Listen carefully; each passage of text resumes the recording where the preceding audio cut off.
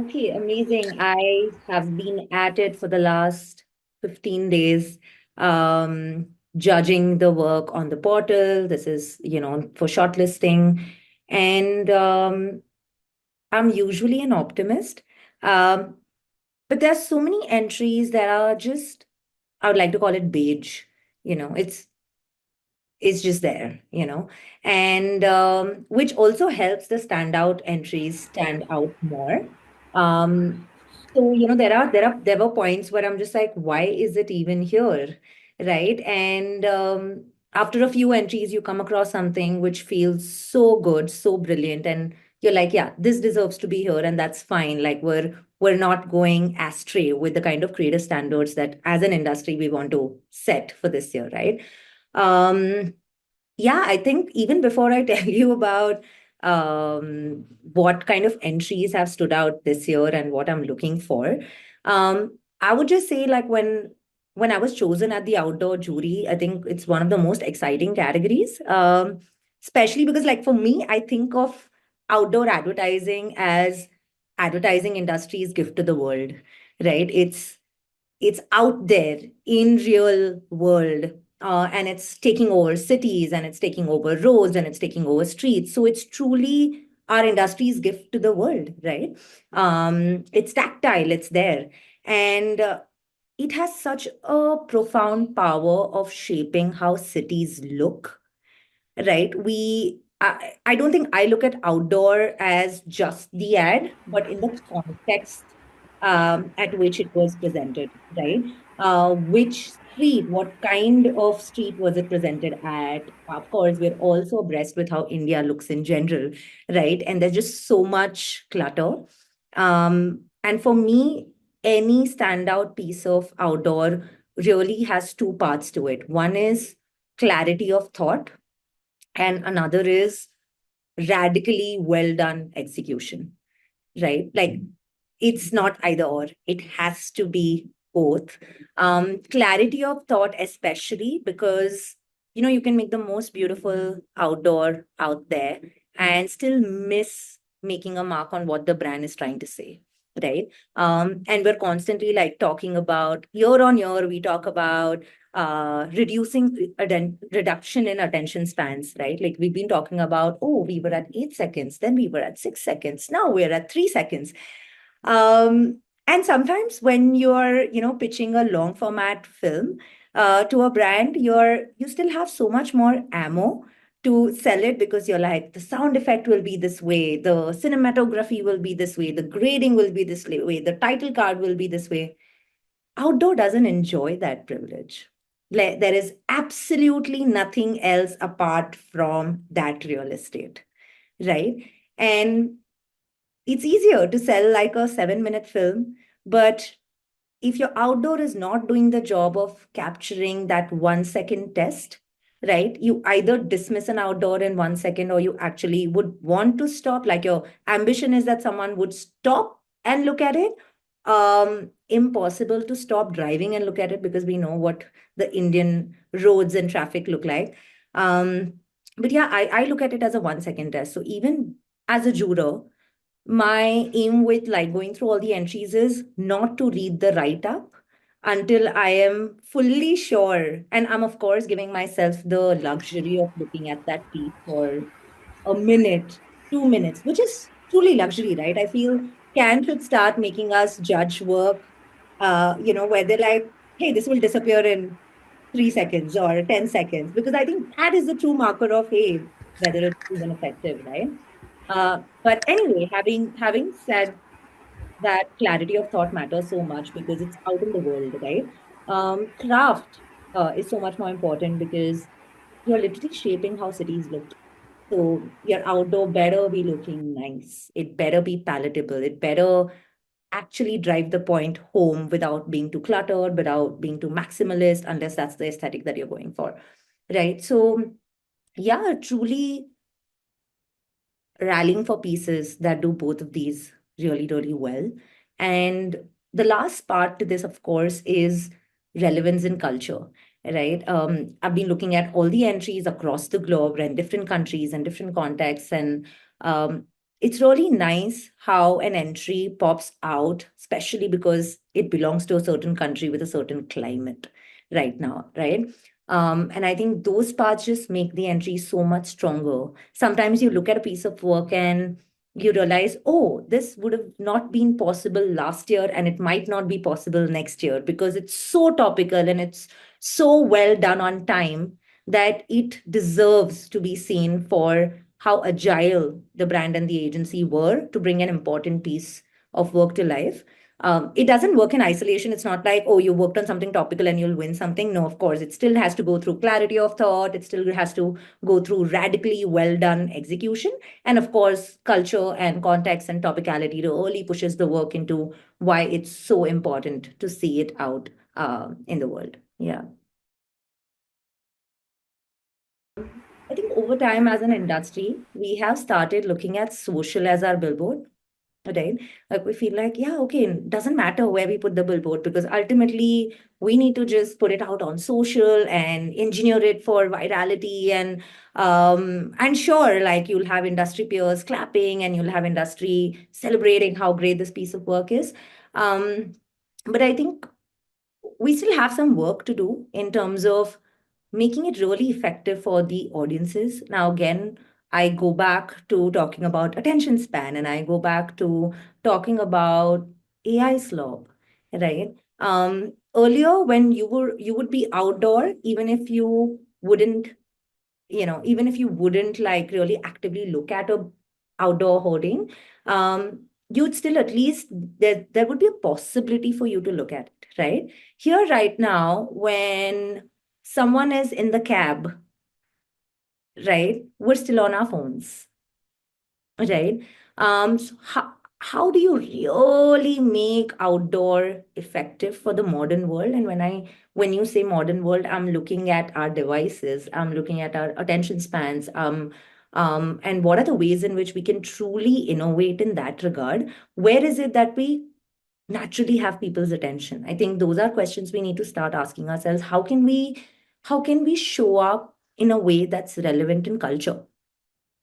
Right. And I think a lot more of that starts becoming attuned to advertising that's attuned to the modern world versus, being a mechanism where we're just truly advertising. And I think that's the difference. So I would say, how do you organically show up for in culture for the audience is so much more important than just looking at a hoarding as a piece of real estate that needs to be filled. Right. And I think yeah, we cannot talk about relevance and we cannot talk about reinvention unless we really truly think about nobody cares about me as a brand. I think there is a little bit of ego shift that needs to happen where we truly feel that, oh, I'm a legacy brand or I'm something and people truly care about what I do. Nobody does. That's the truth and the sad reality of it all, right? You could be a 150-year-old brand and nobody would care about your hoarding, right? Or any piece of advertising for that matter. So, really, like an ego shift where you really need to understand and sort of respect that the audience has changed. And hence, you have to change your ways in how you show up. Unfortunately, I haven't had a lot of Indian entries on my portal as of yet, but of course, it's all divided between multiple juries. So I hope and I pray that there are a lot more entries. But overall, I feel that the work that I've seen so far, I didn't have a lot of Indian entries so far on my portal, but it was nice. I still feel there is more boundary pushing work that can come out of India. And I really hope that what other judges are judging at the moment has more Indian entries. I'm not clear what all has been entered this year. But I believe that there is innovation to be done. There is a way. I mean, we're all looking at good European work and we look at British work and um, yeah, and we tend to look at like they tend to look at their audiences and think about, yeah, they're not stupid, they're intelligent, and hence the way outdoor shows up in those countries actually reflects uh, the sensibility of the audiences, right? I feel like there is a lot more work to be done in that regard in terms of how intelligent or how smart do we think our audiences have become, right? They have devices through which they get the entire world is opened up for them. And of course, adapting it to different languages, etc., is of course the way to go because you're talking to so many more audiences now. I do feel treating we can treat our audiences a little more intelligent and smarter than we have in the past few decades, right? When I was growing up in advertising, one constant feedback was dumb it down, right? And yeah, and I feel at this point, we can treat our audiences as a little more intelligent, right? They have smartphones, they have a lot of information right from their devices. All of them have Google Gemini and Chat GPTs, and so they are so much more informed. And I think we need to reflect that growth in how we show up, right? Um, yeah, I think last year we had a brilliant entry from Talented, which was Nature Shapes Britannia. I don't know if I'm sure you must have looked at it. Also, won a few lions. And the question we kept asking ourselves was that, of course, it is an entry, like it is a campaign that talks about sustainability and it is intelligent. Like we're assuming our audience is intelligent to understand that we're not cutting trees, but we're cutting our billboards to talk about our sustainability chops, Britannia's sustainability chops, right? And that worked wonders, right? It really was talked about. Um, we still have, in fact, as of 2, 3 days before, someone tagged us on LinkedIn, talking about the billboard. And once in a while, like in 2, 3 months, suddenly we'll see someone has tagged Talented, and they're talking about how inspired they have been after seeing the billboards, right? And it was the only campaign where we auditioned trees. And that was the real audition.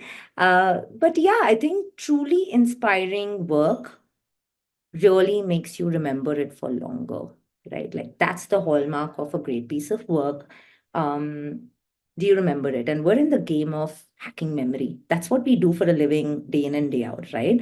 Do people remember us? Are we top of mind, right? All our metrics also come from are we top of mind? Do people remember us? What was the recall, right? And if it is the game of memory, then truly standout work does really requires us to be very, very creative about how we show up again, right? Like, and treat our audiences as smart and more intelligent than India has been before, right? Or how we've considered India as before.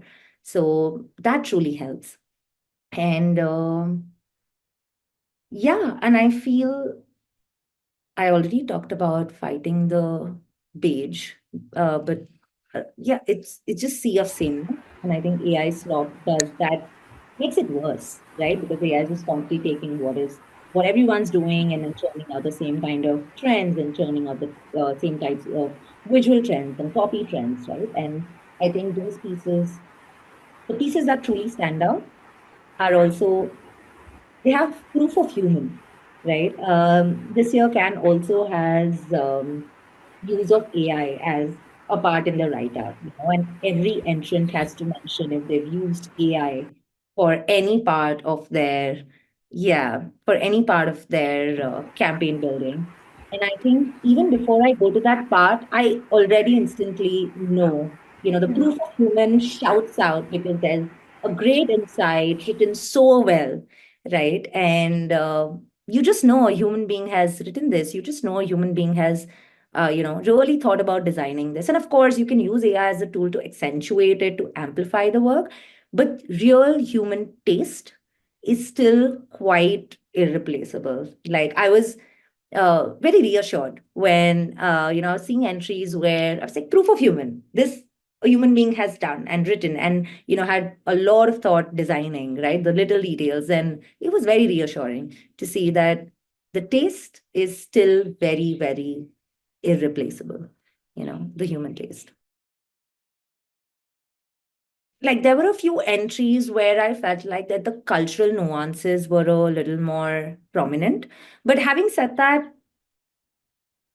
it's just great work. Like there are subcultures within other countries as well that, you just generally a British advertising campaign might not shout out, but then you see there is this little brand that's trying to highlight one cultural nuance that you've not seen ever before. So I think those are my favorite pieces to know the nuances behind why this happened, why we thought of it, why the brand showed up in a certain way. So I think those parts have been very, very interesting. I really wish I had more Indian entries also on my portal, but yeah, that's something that I'm sure other jurors would be raving about, I hope.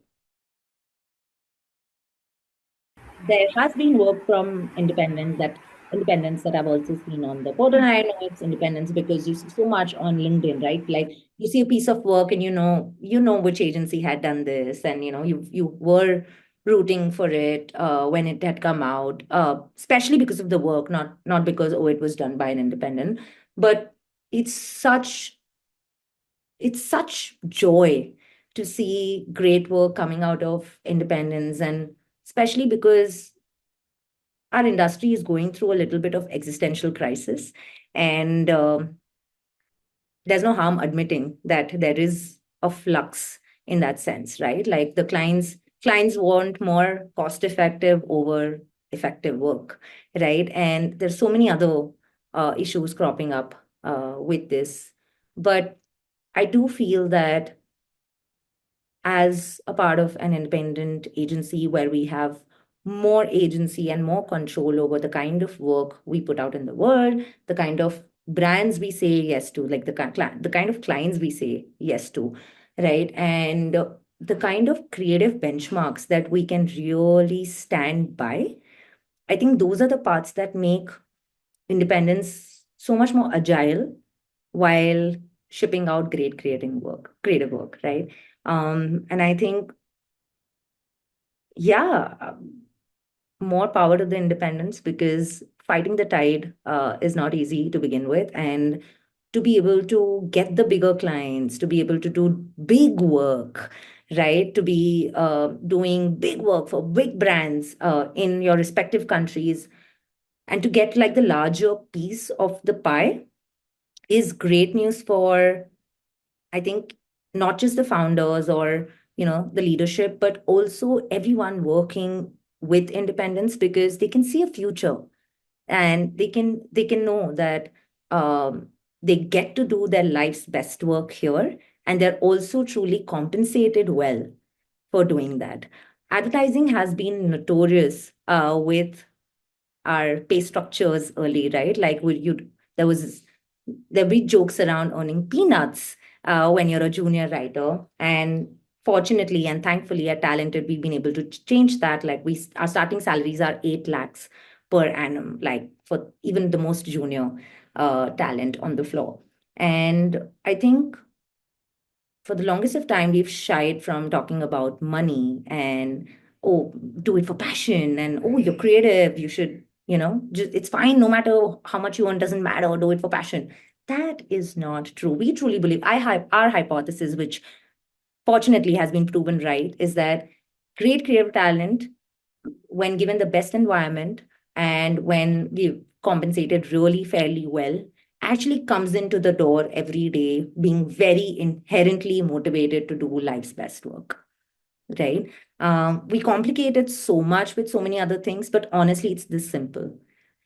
Give them the environment where they can create good work and compensate them fairly, so that they truly enjoy being in this industry and with your agency, and you'll see wonders, right? So I think it's quite simple like that, but sometimes networks complicate it with so many other things. So yeah, more power to the independents. I truly love seeing so many entries from independents.